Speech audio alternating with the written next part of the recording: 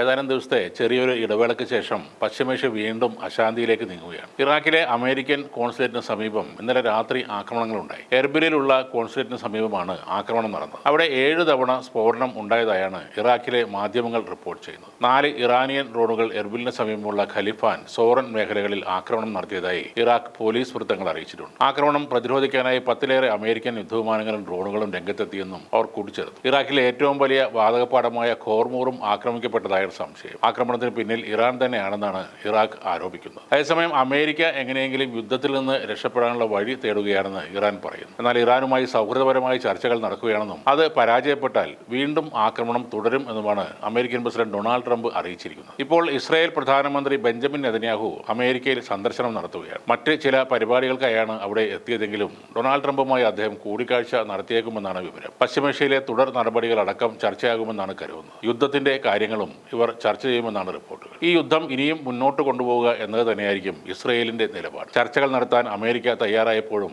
അതിന് എതിരായിട്ടാണ് ഇസ്രയേൽ നിന്നിരുന്നത്. ഇനി അമേരിക്ക ആക്രമണം തുടരാൻ തീരുമാനിച്ചാൽ ഇസ്രയേൽ കൂടി അതിൽ പങ്കാളി ആകാനാണ് സാധ്യത. കാരണം ഇറാന്റെ ആയുധശക്തി ഇല്ലാതാക്കേണ്ടത് ഇസ്രയേലിന്റെ മാത്രം ആവശ്യമാണ്. അതിനിടെ സൗദി അറേബ്യയിലെ എണ്ണ കേന്ദ്രത്തിൽ ആക്രമണം ഉണ്ടായി. അരാംകോയുടെ അബ്ഖൈഗ് എണ്ണ ശുദ്ധീകരണ കേന്ദ്രത്തിൽ ഡ്രോൺ ആക്രമണം ഉണ്ടായതിന് പിന്നാലെ തീ പടർന്നു പിടിച്ചു. 2 ഇടങ്ങളിലായാണ് ഈ ഡ്രോൺ ആക്രമണം ഉണ്ടായത്. നാസ ഫെംസിന്റെ ഉപഗ്രഹ ചിത്രങ്ങൾ ഉദ്ധരിച്ചാണ് അന്തർദേശീയ മാധ്യമങ്ങൾ ഈ തീ പടർന്നതായി സ്ഥിരീകരിച്ചത്. ലോകത്തെ ഏറ്റവും വലിയ ക്രൂഡ് ഓയിൽ ശുദ്ധീകരണ കേന്ദ്രമാണ് അബ്ഖൈഗ്. ആഗോള എണ്ണ വിതരണത്തിന്റെ 5 മുതൽ 7% വരെ ഈ നിലയത്തിലാണ് സംസ്കരിക്കുന്നത്. പുതിയ ആക്രമണം എണ്ണ വിതരണത്തെ ബാധിക്കുമോ എന്ന കാര്യം വ്യക്തമായിട്ടില്ല. ഇറാനും അമേരിക്കയും തമ്മിലുള്ള സംഘർഷം നിർത്തിവച്ച സാഹചര്യത്തിൽ ഈ ആക്രമണങ്ങൾ നടത്തുന്നത് യമനിലെ ഹൂത്തികളാണ് എന്നാണ് കരുതുന്നത്. ഇറാഖിൽ നിന്നും സൗദിയിലേക്ക് ആക്രമണമുണ്ടായി എന്ന വാർത്തയും വന്നിട്ടുണ്ട്. ആക്രമണത്തിന് പിന്നിൽ ഇറാൻ പിന്തുണയുള്ള ഇറാഖിലെ സായുധ സംഘങ്ങളാണെന്ന് സൗദി അറേബ്യയും പറയുന്നു. സൗദി അരാംകോയുടെ വരുമാനത്തിന്റെ പ്രധാന സ്രോതസ്സുകളിലൊന്നാണ് അബ്ഖൈഗ് എണ്ണ കേന്ദ്രം. അവിടെ ആക്രമണമുണ്ടായ സൗദിക്ക് പ്രതിസന്ധി സൃഷ്ടിക്കും എന്നത് ഉറപ്പാണ്. സൗദി അറേബ്യ ഉപരോധം തുടരുന്നതിനാൽ ശക്തമായ ആക്രമണം ആവർത്തിക്കുമെന്ന് നേരത്തെ യമനിലെ ഹൂത്തികൾ മുന്നറിയിപ്പ് നൽകിയിരുന്നു. മാത്രമല്ല അവർ അബഹ വിമാനത്താവളം ലക്ഷ്യമിട്ട് ആക്രമണങ്ങൾ നടത്തുകയും ചെയ്തു. തിരിച്ചടിയായി സൗദി അറേബ്യയുടെ നേതൃത്വത്തിലുള്ള അറബ് സഖ്യസേന